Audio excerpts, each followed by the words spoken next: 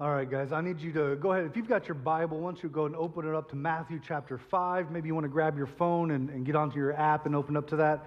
I'm going to point something out to you in a little bit, but I want you to kind of be ready. I'll let you know when we get there, but just so you know, kind of look ahead. Get to Matthew chapter 5. Now, we're going to start with this question. How do you think the world is doing right now? That's what I thought. Yeah. It's a general question. You can answer that however you want. Maybe you want to give it a letter grade, something from like an A to an F.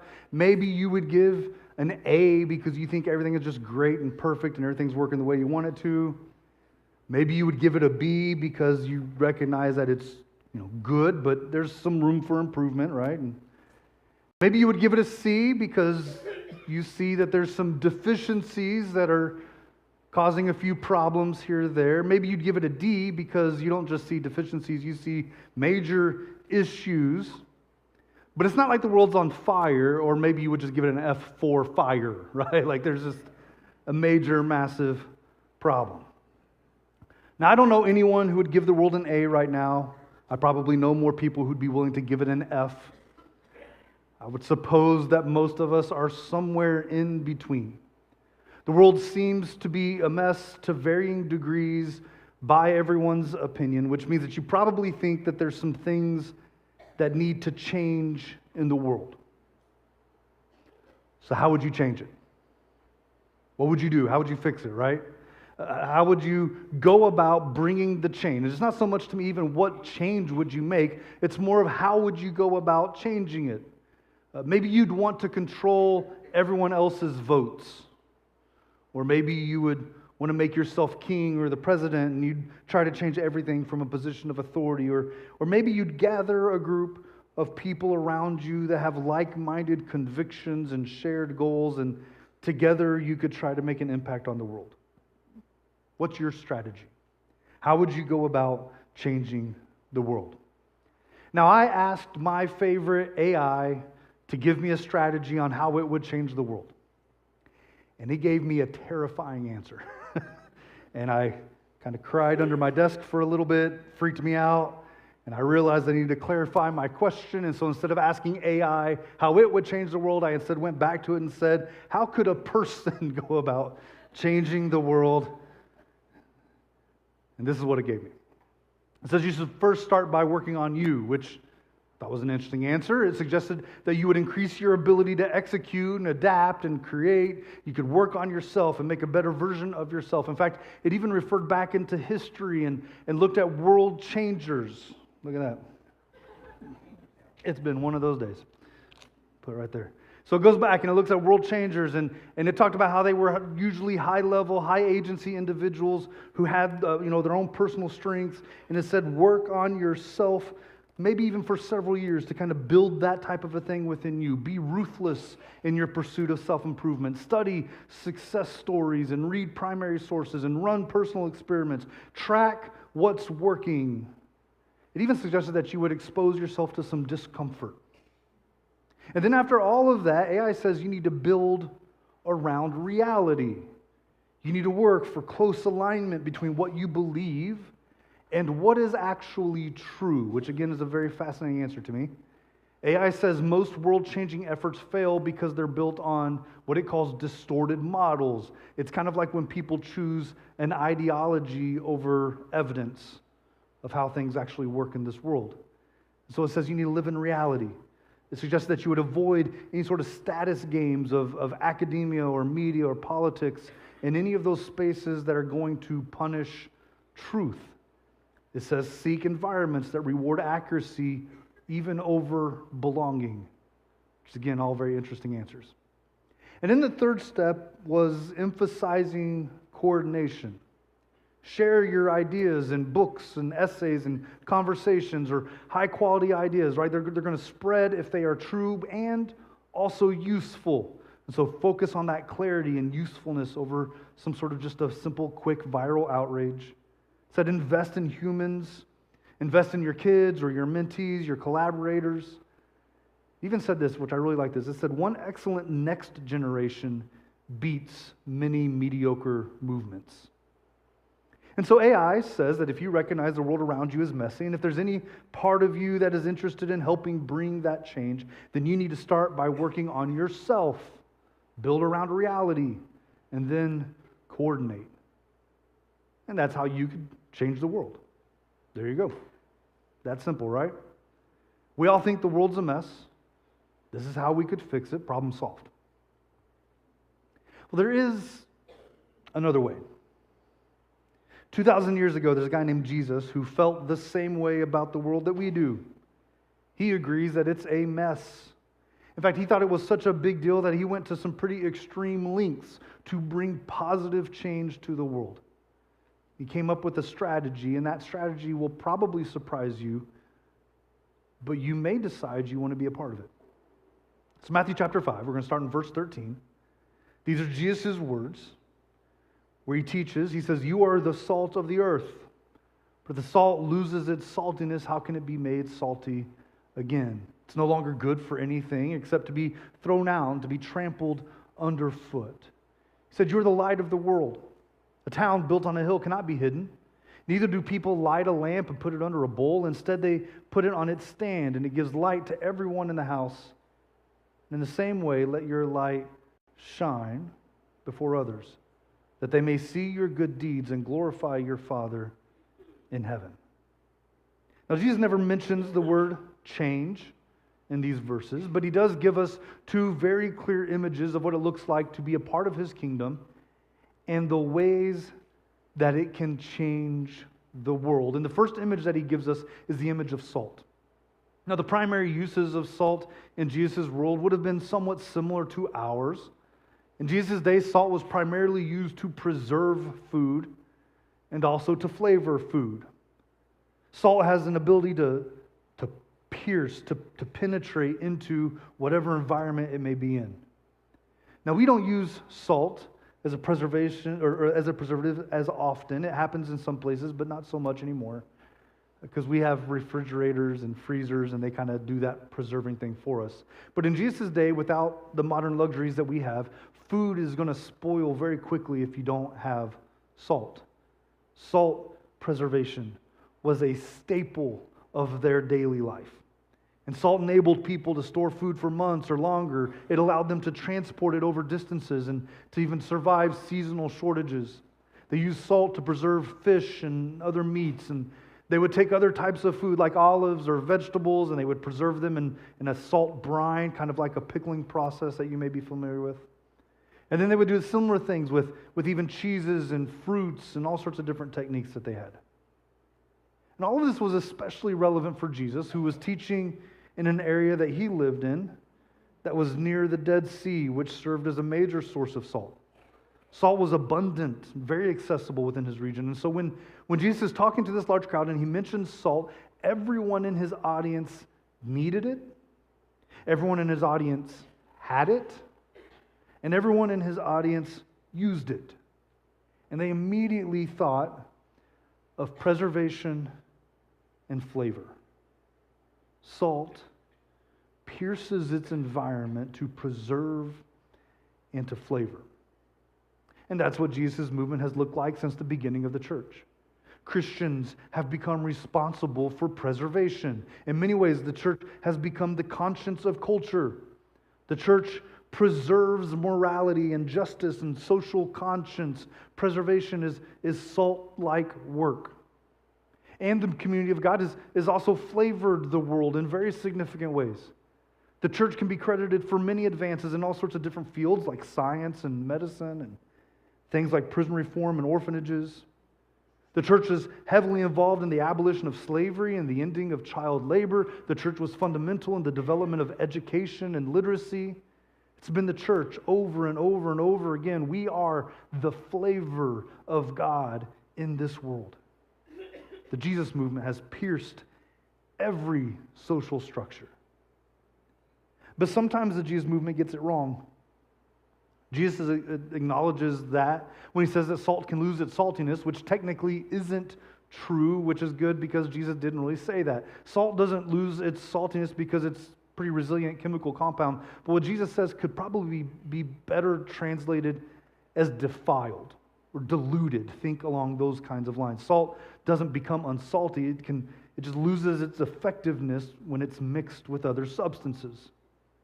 If you go back to the Dead Sea, sometimes people would walk around the edges of it and they would scrape up the salt that had dried around the edges where the water had receded, and it left behind this salt residue. And when you scrape up the salt off the ground like that, you're also going to collect anything else that's lying around on the shores of that sea. And though it contained an element of salt, it could be polluted with that debris that caused it to lose its preserving and flavoring ability. And just imagine you're walking through the market and you buy some of that salt and you take it home and you begin using it only to find that it doesn't really do anything of value for you. It doesn't add as much flavor as it should. It's not preserving like it should. And so eventually you just carry that salt outside and throw it out in the middle of the road. Unfortunately, you can look through the history of the church and see where Christians have become mixed with the world, where we have picked up debris from the culture around us, and it's caused us to lose the preserving influence in our societies. And instead of piercing the culture around us, the church is pierced with the debris of the culture. And it's why even though the church has been credited for many advances in our world, and even though we've impacted many different social structures, the church still has a bad reputation for many who are outside of the church. Because unfortunately there is a long list of abuses from church leaders, scandals of those who proclaim to be a Jesus follower, and there's the negative attitudes from Christians that are all too common and look too much like the negative world around us. It's the debris of the culture piercing us. And according to Jesus, when the church fails, or when an individual Christian fails, or when we don't represent Jesus the way that we should, when we lose our saltiness, the ones who lose are the people around us, because they lose the preservation of Jesus' kingdom, and they lose the flavor of God in their life. Now, Jesus doesn't just call us salty, he also calls us light. And I'm not going to spend as much time on light, but it's a similar metaphor, and it's going to mean the same thing. Light pierces darkness in the same way that salt pierces food in a brining process. And when we talk about light, we're not talking about an illumination of ideas. This isn't about theological knowledge. It's not about having the right confessions of faith or the right beliefs. Light isn't about going to the right church as opposed to the wrong church. It's not any of those kinds of things. Light is about an individual Jesus follower doing good things, doing the right thing. And those right actions are like beams of light into a dark world. And each Jesus follower is called to live in such a distinctly different way that a non-Christian catches glimpses of God.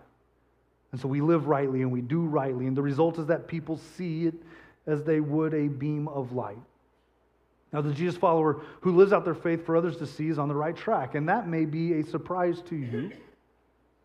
To be able to say that your faith is supposed to be visible, maybe that catches you off guard.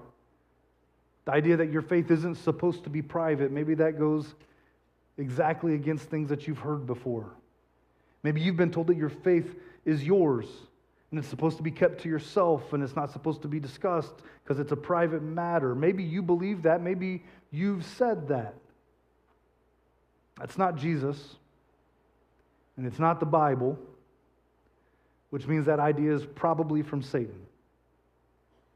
A Jesus follower is supposed to actively counter the ways of the world around them. They are supposed to preserve and add flavor like salt. They are supposed to stick out distinctly different, like a light on a hill at night.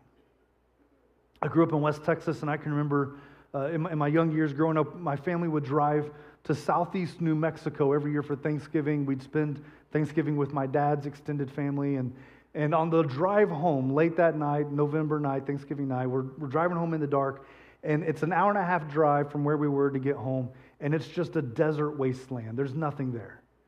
And I can remember just how dark it was. It's a flat area. You could see forever if the sun were up, but it's not up. It's dark, and it's just pitch black. You can't see anything out there, but you can see every light that exists. You could see radio towers long before you'd ever get to them. You could see the drilling rigs lit up because they don't ever take a day off. You could see towns or cities 45 minutes before you'd get to them, because light has this ability to penetrate through the darkness, to pierce through the darkness. It's powerful how light can be visible and seen in the darkness. A Christian's supposed to look like that. A Christian is supposed to pierce the darkness around them. But sometimes we hide our light. And when we do, the world is the one who loses. They're the one who continues down their own dark trajectory. And so Jesus agrees with us. The world needs to change. And the way he does it is like the piercing work of salt in a brine, or the piercing light in darkness. But if we go back to those first verses we looked at, if we look again, maybe the most important word in this whole thing is that word, you. Jesus says, you are the salt of the earth. You are the light of the world, which makes me go back and wonder who Jesus is talking to. We're told that Jesus is standing on a mountainside and he's talking to some crowds. And this is the stuff that he taught in most of the places he went. But when Jesus would go around teaching, he wouldn't go to the classrooms. He isn't teaching in a religious meeting house. This isn't a courtroom even where ideas are put on trial. Jesus is teaching these things in the open fields and on the mountainsides, and the people who show up to listen are common, ordinary, unremarkable. In fact, maybe you'd call them backwards. Jesus doesn't reserve his teachings for the powerful Romans or the wise Athenians or the religious scholars of Jerusalem. Jesus is teaching a ragtag group of commoners, and he says they are the salt and the light. And that word, that the world doesn't need more influencers or celebrities. Jesus says common people can change the world. Jesus says ordinary people can change the world. And we are talking about the world here, which is fascinating. He doesn't call them the salt and the light of Galilee. He says they are the salt of the earth. They are the light of the world. Because a little salt goes a long way. And there isn't any amount of darkness that can cancel out a little light. Salt and light are pictures of ordinary people living bold, honest lives with God, for God, God's way. Ordinary people living extraordinary lives. And so Jesus chose the underqualified and the overlooked to be his agents of change in the world. And it wasn't just an idea of Jesus's, it's what he did practically. This was his strategy. When Jesus began gathering disciples around him, he chose the underqualified and the overlooked to be his agents of change in the world. Jesus chose disciples that other teachers had skipped over. Jesus picked the people that no one else picked, that everyone else had ignored. He picked the ones who'd already moved on with their life, the people who had no hope or dream of being a religious giant. In Acts, Jesus' disciples are called ordinary, unschooled men. Jesus' opponents would frequently call his friends sinners because Jesus surrounded himself with the common and the ordinary. And then he begins going around to these fields and mountainsides, and he's preaching to common folk in common places. It probably wasn't too different from Capital City Christian Church in Frankfort, Kentucky. And he tells them that they are his plan to change the world. And it's still true. Cap City, you are the salt of the earth. You are the light of the world. You are called to live bold, honest lives with God and for God, God's way. And our world desperately needs more people like that. Years ago, I had a friend lament that he wasn't making enough of an impact on the world.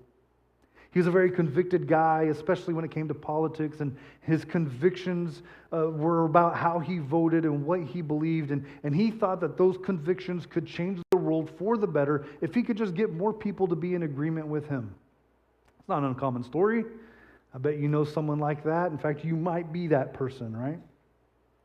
And yet he was lamenting that he wasn't having as much success as he thought he should be having. And so I encouraged him to be a Jesus follower first. Be about Jesus' work first. And then work to influence people second. Not for the sake of politics, not for the sake of anything else, but for the sake of Jesus. And then see if that doesn't begin to change the world third. Essentially, I say prioritize Jesus. And then because you make Jesus first, you're going to become salt and light. And you're going to begin making an impact on a neighbor or a friend or a coworker where you nudge people toward Jesus second. And then third, watch how the world will begin to change. Now for me, and this is just maybe a nerdy thing, but I'm going to invite you on this journey, okay? What makes all this teaching even more interesting to me is that not everyone Jesus is talking to was a follower of his. Not everyone believed in him. It's kind of like today, not everyone in this room right now is committed to following Jesus. And so what is Jesus saying here? Is this true for all people at all times? Is everyone salt and everyone is light? Or is this a unique reality for people who are his followers? And I think the answer to that question is determined by how you view this passage in a larger context of the Sermon on the Mount. And this is where I get kind of nerdy. This is where I need you to open up your Bible again. You're going to look at Matthew 5, and I want to show you something. In Matthew chapter 5, if you're looking with me, you're going to see this teaching on salt and light is right after the Beatitudes. It's what we've been looking at for the last 8 weeks. And you'll see that this section on salt and light looks like a bunch of other sections that are going to follow it. A lot of what seems like random teachings from Jesus going all the way through the end of Matthew chapter 7. Just each little section has little headings separating them out. So here's the big question. Where does this teaching on salt and light belong? Is the salt and the light connected to the teachings of the Beatitudes before it? Or is it just the first section of new random teachings of Jesus that we're going to see played on for several chapters? Is this section commentary on the Beatitudes, or is it a unique teaching? Does it belong on its own, or is it giving us a picture of the person who is living out the Beatitudes? Now, I personally believe, and it's debatable, but I personally believe that everything in the Sermon on the Mount is tied to the Beatitudes. I think everything is built off of it. I think we've even said it a few times the last few weeks. The Beatitudes don't describe 8 different kinds of people who are blessed by God. Instead, the Beatitudes describe one ordinary person living an extraordinary life. It starts in the beginning with a recognition of our spiritual poverty. And then like steps or stairs, each one kind of builds off the previous until persecution is a reasonable counteraction. And I believe that the rest of the Sermon on the Mount, Matthew 5 through 7, is built off of these Beatitudes. I think Jesus begins by showing us what should be, and then he gives us practical implications of how this is lived out. Salt and light serve as commentary, basic illustrations that show us how different and unique life will look when lived on purpose for Jesus. And so then, not everyone is salt and light. It's just those who take seriously Jesus' blessings. And now let's put some of these ideas together. Let's take these big ideas, all right? We started with this idea that Jesus calls the ordinary and the overlooked to be world changers. He calls them salt and light. And the way that they do this is by living very different lives, which is laid out for us in the Beatitudes. Those who live like that, they find blessings in a kingdom that clashes with the world around it, and it culminates even in a blessing that you would never expect, something you would never call a blessing, when he highlights persecution. And if you pull these things together, it just doesn't make sense. Why would ordinary, normal, regular people get persecuted? And why would a movement of ordinary people who are building a peaceful life around them and around the love of God be persecuted for the way that they live? The only answer that makes sense is because they're changing the world. It's because salt and light pierces. And getting pierced can hurt. Salt has a preserving effect and has a flavoring effect, but it also has a stinging effect. It hurts when salt finds its way into an open wound. And it's true of light as well. Light hurts when it pierces through the darkness and it hits your eyes. I'm sure you've been in that place in a dark room when suddenly a ray of light comes in and it hits you square in your eyeball and it hurts. You close your eyes, you turn away, it pierces. Did you know that salt has been applied to wounds for thousands of years? Long before modern antiseptics? Ancient Egyptians and Greeks and Romans, they used salt, sometimes mixed with honey or other substances, and they would create this ointment and they used it to prevent infection and to promote healing. There's a writing called the Hippocratic Corpus, which was written hundreds of years before Jesus, that noted that salty seawater helped heal wounds, especially among fishermen. There's a guy named Pliny the Elder who lived in the same century as Jesus, who wrote about salt and medical remedies, acknowledging that it could cause significant pain in some cases. Jesus followers, you need to know that if you're going to be salt of the earth, it isn't going to be all preservation and flavor. Sometimes you're going to sting, and then you'll get attacked for it. A Jesus follower's right living can sting those who would rather not acknowledge their wrong living. Anyone who follows Jesus' way should expect to be misunderstood and maligned and mistreated. Now it's worth pointing out as a side note here that suffering doesn't mean you're being salt and light. Some Jesus followers suffer for righteousness, but some Christians suffer because they are insufferable. Doug mentioned that last week when he talked a lot more about persecution. He mentioned that sometimes Christians are persecuted because they're obnoxious. Sometimes we're hated because we're jerks. But for those who want to be salt and light, and for those trying to do things the right way, persecution isn't something you should seek as a Christian, but it may be a byproduct of a person who seeks first the kingdom of God instead of the privileges of this world. And I think this is what it boils down to. If you were arrested tomorrow and you were put on trial for being a Christian, is there enough evidence to convict you? Would the evidence be weak or flimsy? Would it be kind of like that defiled or that diluted salt picked up off the ground? Are you like a light that's been hidden under a bowl, you've kept it to yourself? Or would there be stories of salt and light that were obvious markers of Jesus to all? Would there be evidence that you have changed the world? There's an old Jewish saying is made popular for most of us in a 90s movie called Schindler's List. You may remember it. The saying goes like this: he who saves one life saves the world entire. And I like that. If I could be so bold, I'd like to change it just a little bit, though, for us today. He who changes one life has changed the world entire. I recently heard the story of a woman who was salt and light in her workplace. Over the course of several years, she slowly influenced a coworker who could be best described as cynical.